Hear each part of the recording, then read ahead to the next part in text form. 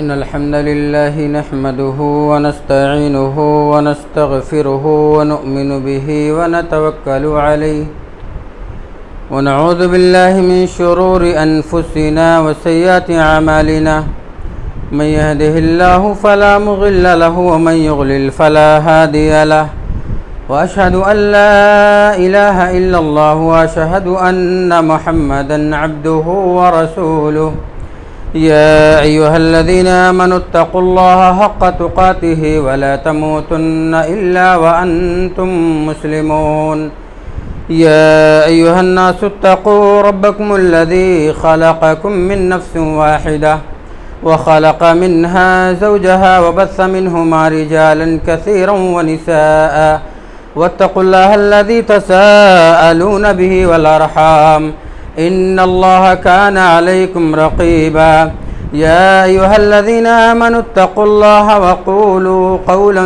سديدا يصلح لكم أعمالكم ويغفر لكم ذنوبكم ومن يطع الله ورسوله فقد فاز فوزا عظيما أما بعد فإن خير الحديث كتاب الله وخير الهدي هدي محمد صلى الله عليه وسلم وشر الأمور محدثاتها وكل محدثة بدعة وكل بدعة ضلالة وكل ضلالة في النار أعوذ بالله من السميع العليم من الشيطان الرجيم من همزه ونفخه ونفثه بسم الله الرحمن الرحيم قاف والقرآن المجيد بل عجبوا أن جاءهم منذر منهم فقال الكافرون هذا شيء عجيب أئذا متنا وكنا ترابا ذلك رجل بعيد قد علمنا ما تنقص الأرض منهم وعندنا كتاب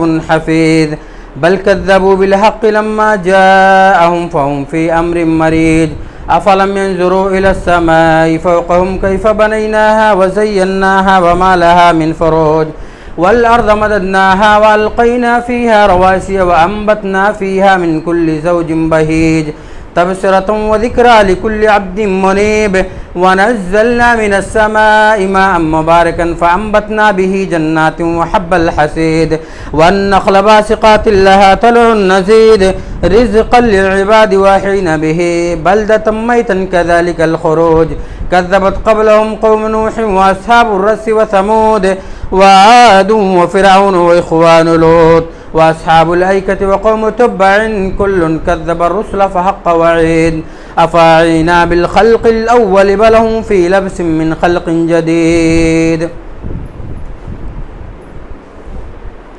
قال الله تبارك وتعالى في موضع آخر أعوذ بالله من الشيطان الرجيم بسم الله الرحمن الرحيم يا أيها الذين آمنوا اتقوا الله وابتغوا إليه الوسيلة وجاهدوا في سبيله لعلكم تفلحون اسلامی بھائیوں،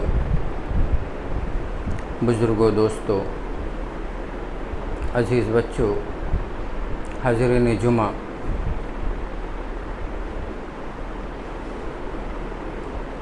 آج اس مبارک وقت میں جو موضوع لے کے آپ کے سامنے کھڑا ہوا ہوں وہ ہے وسیلہ کیا ہے۔ بڑائی و بزرگی اس رب العالمین کے لیے ہے جو خالق ہے، مالک ہے، مختار کل ہے۔ درود و سلام امام الانبیاء، امام المرسلین، امام الثقلین، امامنا فی الدنیا والآخرہ جناب محمد رسول اللہ صلی اللہ علیہ وسلم پر اللہم صلی علی محمد وعلی آل محمد کما صلیت علی ابراہیم وعلی آل ابراہیم انکا حمید مجید اللہم بارک علی محمد وعلی آل محمد کما بارکت علی ابراہیم وعلی آل ابراہیم انکا حمید مجید۔ اسلامی بھائیوں، اگر کوئی آدمی اللہ رب العالمین کے دین کا منکر ہو اور اللہ رب العالمین کے دین کا اقرار کرنے والا نہ ہو تو دنیا کا بد نصیب انسان ہے۔ اور اللہ رب العالمین کی رحمتوں اور برکتوں سے دور ہے، اور جو اللہ رب العالمین کے دین کا اقرار کرنے والا ہو، کتاب و سنت کو ماننے والا ہو، لیکن ماننے کے بعد بھی دین کے اندر تاویلات و تحریفات کرتا ہو اور اپنی منمانی چلاتا ہو، تو ایسی صورت میں وہ منکر سے زیادہ خطرناک ہے۔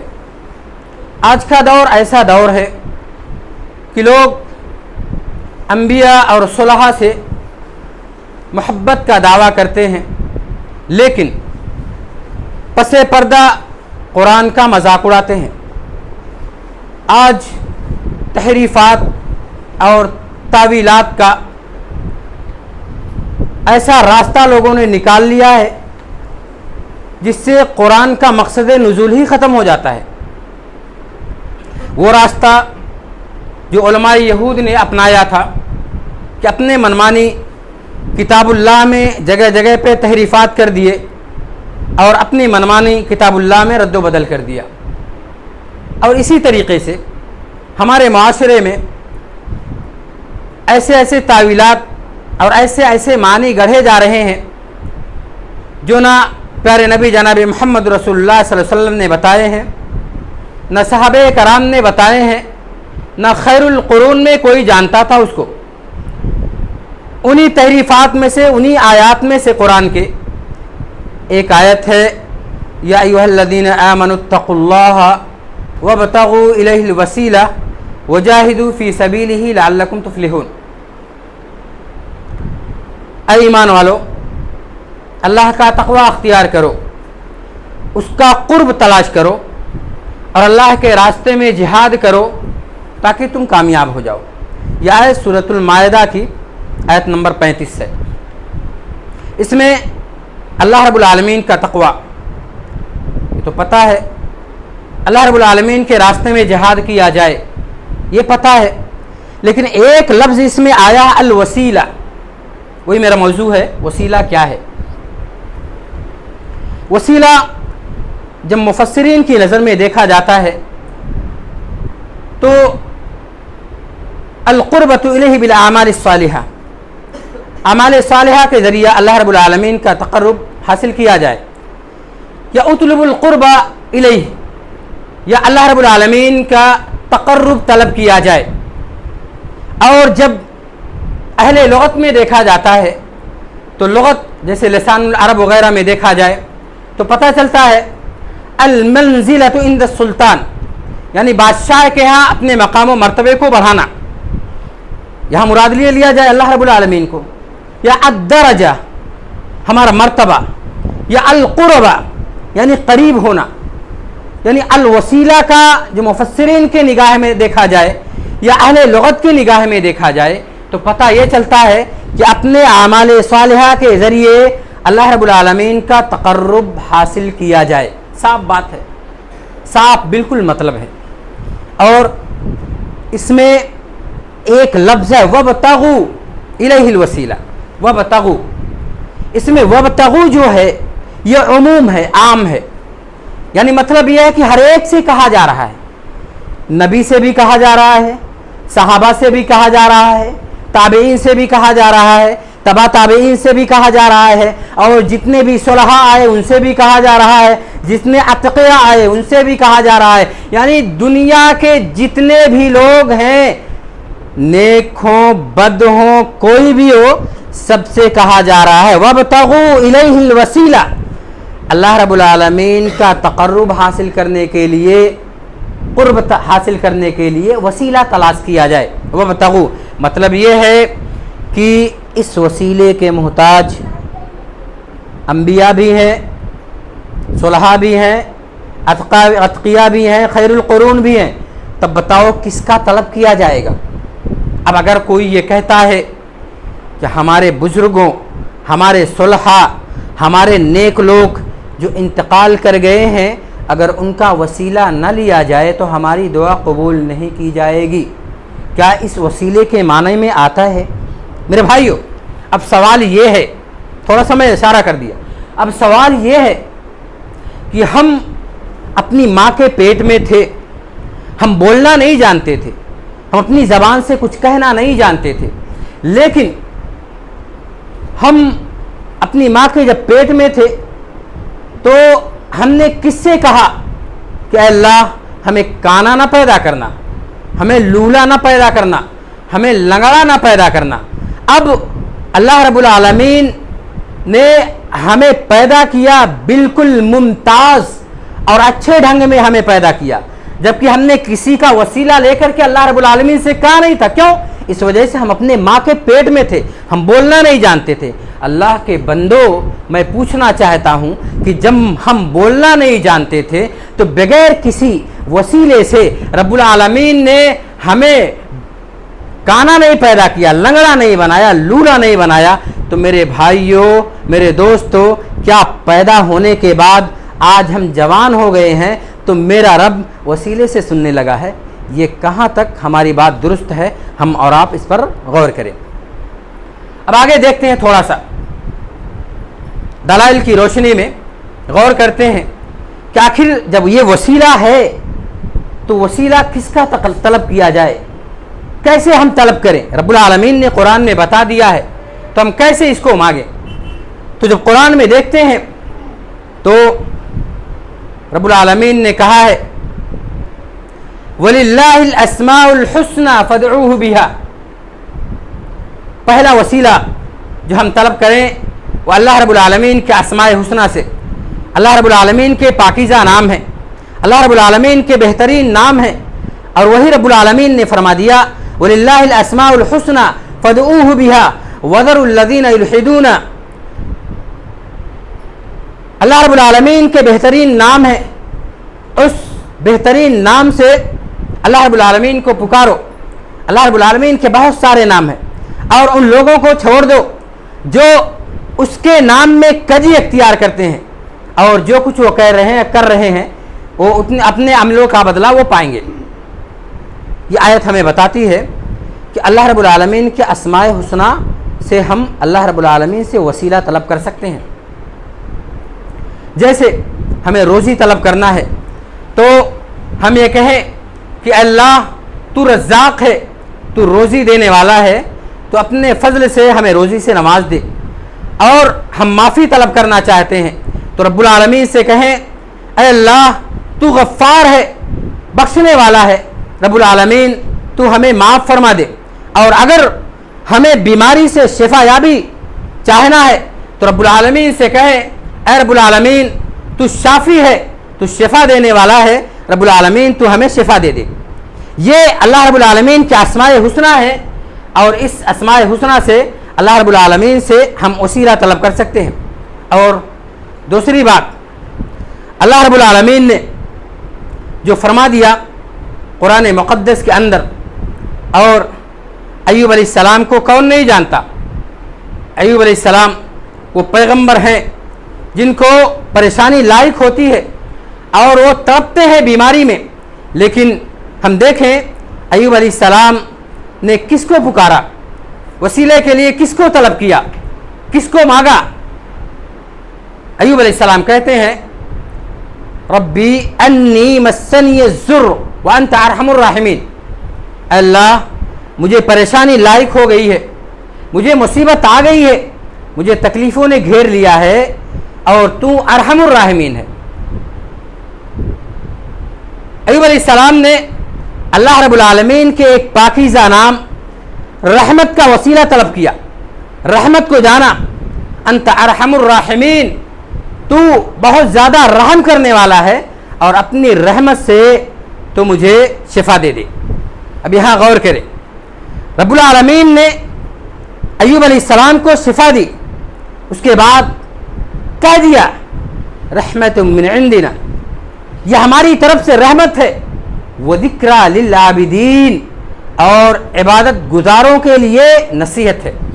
اس میں پتہ کیا چلا کہ جو اللہ کے نیک بندے ہوں گے، جو اللہ کے اچھے بندے ہوں گے، وہ اللہ رب العالمین کے اسماء حسنہ سے وسیلہ طلب کریں گے۔ اب ہمیں پتہ یہ چلا اللہ کے اس پیغام سے، اللہ رب العالمین کے کتاب سے یہ ہمیں پتہ چلتا ہے کہ اللہ رب العالمین کے اسماء حسنہ سے ہم وسیلہ طلب کریں گے۔ اب ہم غیر سے وسیلہ طلب نہ کریں، غیر سے نہ مانگیں، صرف اللہ رب العالمین کے اسماء حسنہ سے۔ اور کس سے وسیلہ طلب کر سکتے ہیں؟ دوسری چیز جو میں آپ کو بتانا چاہتا ہوں وہ اپنے اعمال صالحہ سے، اپنے نیک اعمال سے۔ میں نے کہا نا اطلب القرب الیہ یا القربۃ بالاعمال الصالحہ، اپنے اعمال صالحہ سے، نیک اعمال سے اللہ رب العالمین کا تقرب حاصل کریں، اللہ رب العالمین کے قریب ہو جائیں۔ وہ کیسے؟ اللہ رب العالمین نے فرمایا نا یا ایھا الذین آمنوا استعینوا بالصبر والصلاۃ، اے ایمان والو اللہ رب العالمین سے مدد طلب کرو صبر سے اور نماز سے، صبر سے اور نماز سے۔ یا اللہ نے کیا کہا؟ نماز سے اور صبر سے۔ یہاں یہ پتہ چلتا ہے یہ ایک عمل ہے، صبر کرنا اور نماز ادا کرنا یہ ایک عمل ہے۔ اس عمل کے ذریعہ ہم اللہ رب العالمین کے سامنے کہہ سکتے ہیں کہ رب العالمین ہم نماز پڑھ رہے ہیں، ہم صبر کر رہے ہیں، اے رب العالمین تو ہمیں مصیبت سے چھٹکارا دے دے اور ہمیں روزی دے دے اور ہماری فلاں مراد کو پورا کر دے۔ ہم اس کے ذریعہ اللہ رب العالمین سے کہہ سکتے ہیں۔ اور صحیح بخاری کی وہ روایت ہم جب دیکھتے ہیں تو پتہ یہ چلتا ہے ابراہیم علیہ السلام، غور کیجئے گا میرے بھائیوں، موضوع کو سمجھنے کی کوشش کریں، موضوع اہم ہے۔ ابراہیم علیہ السلام جب اپنی بیوی سارہ کو لے کر کے ایک بستی میں جاتے ہیں اور اس بستی کا بادشاہ بڑا ہی ظالم تھا، بڑا ہی بدکار بادشاہ تھا۔ وہاں جانے کے بعد جب اس کو پتہ چلتا ہے کہ ابراہیم آئے ہیں اور ان کے ساتھ ایک خوبصورت عورت بھی ہے، ابراہیم علیہ السلام کو طلب کرتا ہے۔ وہ جب آپ اس کی دربار میں حاضر ہوتے ہیں تو اسے سوالات کرتا ہے، سوالات کرنے کے بعد پوچھتا ہے تمہارے ساتھ کون ہے؟ تو وہاں تھوڑا سا آپ بولتے ہیں وہ آپ کی بیوی تھی، لیکن آپ نے بولا کہ وہ میری بہن ہے، اور اس کے بارے میں بادشاہ کو پہلے پتہ چل چکا تھا۔ بادشاہ نے آپ کو بھیجا اور کہا جا کر کے اپنی بہن کو بھیج دو۔ ابراہیم علیہ السلام جو اپنی بیوی سارہ کے پاس آتے ہیں تو آپ سے کہتے ہیں، سارہ علیہ السلام سے کہتے ہیں کہ دیکھ اس روئے زمین پر ایک تو مومنہ ہے اور میں مومن ہوں، اور تو میری اسلامی بہن ہے اور حقیقی تو میری بیوی ہے، لیکن میں نے بادشاہ کے سامنے میں تجھے اپنی بیوی اپنی بہن ثابت کیا ہوں، اور یہ بات سمجھ لے کہ تم مومنہ اور میں بھی مومن ہوں اس روئے زمین پر، اب تم چلی جاؤ، اب تم چلی جاؤ۔ جب سارہ علیہ السلام جاتی ہیں اس کے پاس، ظالم بادشاہ کے پاس، تو بادشاہ بڑا ہی بدکار تھا، لپکتا ہے بدکاری کے لیے۔ سارہ علیہ السلام اس کی نیت کو جان جاتا ہے۔ اس کے بعد آپ وضو کرتی ہیں، وضو کرنے کے بعد نماز کے لیے کھڑی ہو جاتی ہیں، غور کیجئے گا، نماز کے لیے کھڑی ہو جاتی ہیں، اور کھڑی ہونے کے بعد اللہ سے دعا کرتی ہیں، اللہم انی آمنت بک وبرسولک واحسنت فرجی الا علی زوجی فلا تسلط علی الکافر۔ صحیح بخاری شریف کی روایت ہے۔ سارہ علیہ السلام کہتی ہیں اے اللہ میں ایمان لاتی ہوں، ایمان لے آئی ہوں تجھ پر اور تیرے رسول پر، اور میں نے اپنے شرمگاہ کی اپنی عزت کی حفاظت کی ہے، اے اللہ اس کافر کو میرے اوپر مسلط نہ کرنا۔ میری آواز جہاں تک پہنچ رہی ہو غور کرنا۔ سارہ علیہ السلام نے مدد کس سے طلب کی؟ آمنت بک وبرسولک، میں ایمان لائی ہوں تیرے اوپر اور تیرے رسول پر، اے اللہ اس کافر کو میرے اوپر مسلط نہ کرنا۔ کافر لرزتا ہے اور غشی طاری ہوتی ہے، اس پر لرزنے لگتا ہے، کانپنے لگتا ہے اور زمین میں دھنسنے لگتا ہے۔ صحیح بخاری کی روایت ہے۔ اس کے بعد جب دیکھتی ہیں کہ یہ تو لرز رہا ہے، مر جائے گا، اس کے بعد سارہ علیہ السلام کہتی ہے اللہم لا تمتہ، اے اللہ اس کو موت نہ آئے، اگر یہ مر جائے گا تو میں مصیبت میں پڑ جاؤں گا، میرے اوپر الزام آ جائے گا۔ اس کے بعد وہ صحیح ہو جاتا ہے، پھر لپکتا ہے، پھر آپ دعا کرتی ہیں، پھر ایسے وہ ہوتا ہے، پھر لپکتا ہے وہ، پھر ایسے دعا کرتی ہیں، پھر ایسے ہوتا ہے۔ اللہ کے بندو آخر میں وہ کہہ دیتا ہے یہ کوئی ولیہ ہے، یا دوسری روایت میں آتا ہے یہ کوئی شیطان میرے سامنے لا کر کے کھڑا کر دیا، ایسا ہے۔ اس کے بعد اس نے اپنی بیٹی ہاجر کو آپ کے سامنے پیش کرتا ہے۔ اس کے بعد سارہ علیہ السلام جب اس کے پاس آتی ہیں وہاں سے ابراہیم علیہ السلام کے پاس، تو کہتی ہیں کہ اللہ رب العالمین نے اس کو ذلیل کر دیا، ہماری عزت بچا لی رب العالمین نے، اور ہمیں اخدم ولیدہ، اور ہماری خدمت کے لیے ایک لونڈی دی ہے، وہی ہاجرہ ہے جس کو ہاجرہ کے نام سے یاد کیا جاتا ہے۔ اللہ کے بندو اور جب آواز پہنچ رہی میری ماں اور بہنوں کے پاس تو یہ سمجھے، غور کریں، اگر آج کا دور کیبل اور نیٹ ورک کا دور ہے اور میڈیا کا دور ہے اور طرح طرح کے خرافات کا دور ہے، ایسی عالم میں ہماری عزت داؤں پر ہے، تو ہم اگر اپنی بہن بیٹیوں کی عزت کی حفاظت کرنا چاہتے ہیں تو سب سے پہلے ہم رب العالمین کے سامنے جھکیں، سجدہ کریں، اس کے بعد اللہ سے اپنے ایمان کا وسیلہ پیش کریں۔ سارہ علیہ السلام نے کیا وسیلہ پیش کیا تھا؟ کسی اور کو وسیلہ پیش کیا تھا؟ میرے بھائیوں نہیں، کسی مرے ہوئے کو نہیں۔ کیا کہا؟ آمنت بک و برسولک، اے اللہ میں تیرے اوپر ایمان لاتی ہوں اور تیرے رسول پر بھی ایمان لائی ہوں، رب العالمین مجھے اس مصیبت سے چھٹکارا دے دے۔ ہم اپنے بہنوں، بیویوں، بیٹیوں کی عزت کی حفاظت کرنا چاہتے ہیں تو اپنے ایمان کو وسیلہ بنا کر رب کے سامنے پیش کریں، اللہ ہماری عزت کی حفاظت کر لے گا۔ اور بے شک اگر دیکھا جائے ہمارا کوئی کام نہیں بنتا، ہم مصیبت میں گرفتار ہیں، ہمارے اوپر پریشانی آ رہی ہے، تو ہم اپنے ایمان کو رب کے سامنے وسیلہ بنا کر کے پیش کریں، اللہ رب العالمین ہمارے ایمان کی حفاظت کر کے اور ہمیں ہماری مصیبت سے چھٹکارا دے کر کے ہمیں نواز دے گا۔ کیا اس روایت کے بارے میں کوئی شک ہے؟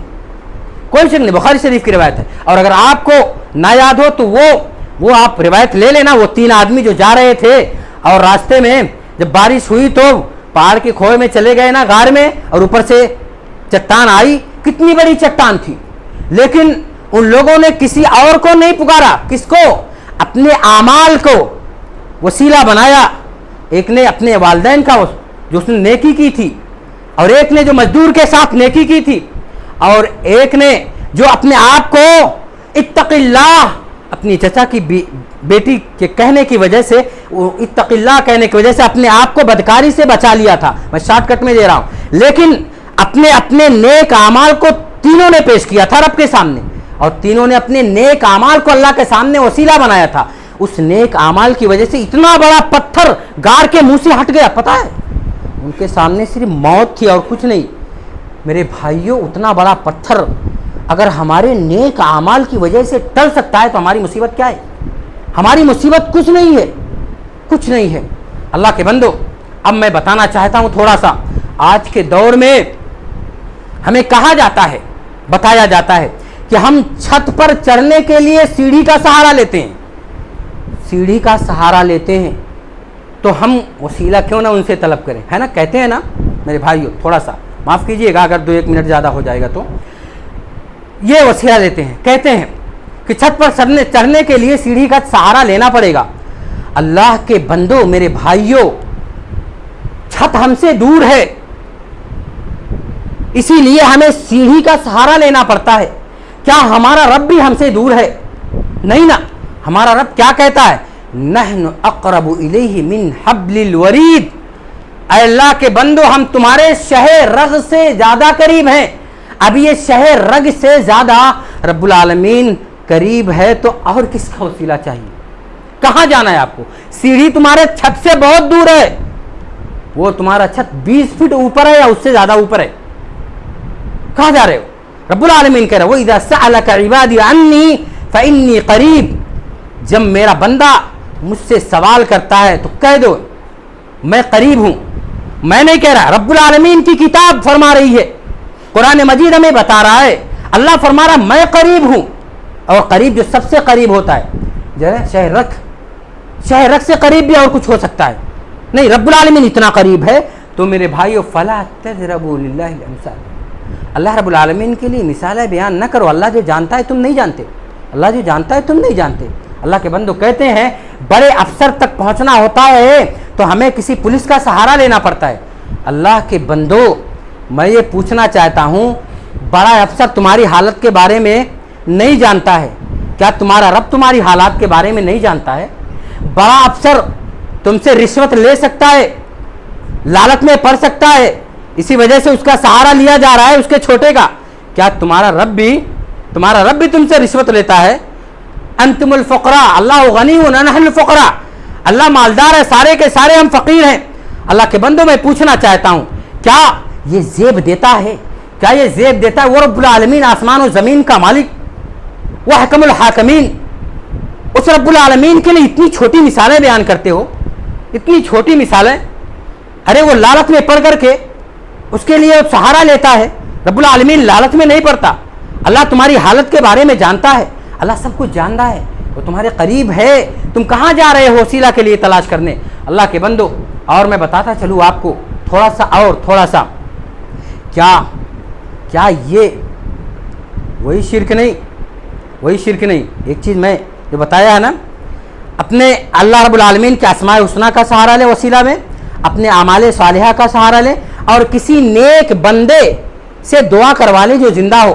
کیونکہ عمر بن خطاب رضی اللہ تعالیٰ عنہ کے دور میں جب قحط سالی پڑی تھی تو آپ نے آپ کے چچا عباس رضی اللہ تعالیٰ عنہ کو لے کر کے گئے تھے اور میدان میں کھڑا ہو کر کے اور اللہ سے دعا کیا تھا. اس کے بعد بارش ہوئی تھی اور پیارے نبی صلی اللہ علیہ وسلم کی قبر وہیں بغل میں موجود تھی.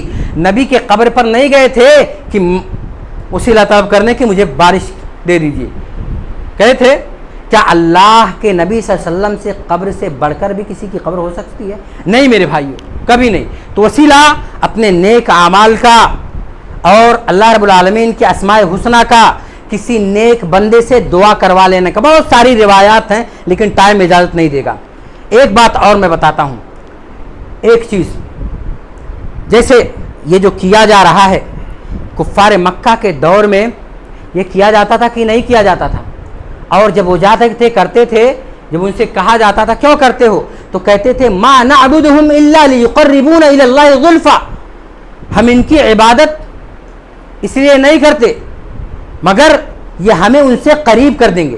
ہم اس لیے عبادت کرتے ہیں کہ یہ اسٹیچو اور یہ بت جو ہیں ہمیں اللہ کے قریب کر دیں گے. کیا ہمارا رویہ ویسے نہیں ہے؟ ود، یغوث، یعوق، نصر وغیرہ جو یہ بنے ہوئے تھے ان کی عبادت کیوں کرتے تھے؟ تاکہ یہ اللہ کے قریب کر دیں. آج ہمارا جھکنا بھی اسی نیت سے ہے کہ یہ ہمیں اللہ کے قریب کر دیں گے. میرے بھائیو کیا سیم ٹو سیم ایسا نہیں ہے؟ اور اسی کو ختم کرنے کے لیے اللہ رب العالمین نے پیغمبر کو بھیجا تھا. میرے بھائیو کتاب و سنت ہمارے سامنے دلیل ہے. آ جاؤ کتاب و سنت کے پاس اور ان کے بتائے ہوئے طریقے کو مان لو، ورنہ ہمارا راستہ بڑا غلط راستہ ہے جو اس وسیلہ کے لفظ سے ہم نکال رہے ہیں.